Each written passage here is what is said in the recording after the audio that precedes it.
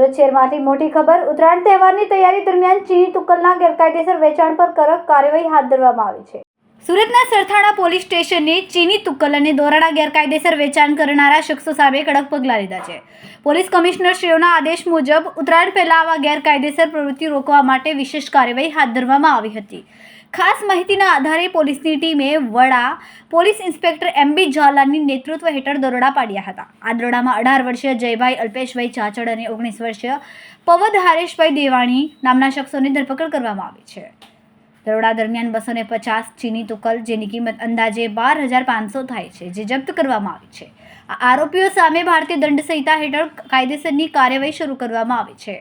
Police inspector M B. ઝાલાએ જણાવ્યું કે ઉત્તરાયણ દરમિયાન જાહેર જનતાની સુરક્ષા અમારી પ્રાથમિકતા છે. અમે કાયદાનું પાલન સચોટ રીતે કરીશું. ઉત્તરાયણ તહેવાર દરમિયાન સુરત શહેરમાં શાંતિ અને વ્યવસ્થાને જાળવવા પોલીસનો આ પ્રયાસ પ્રશંસનીય છે.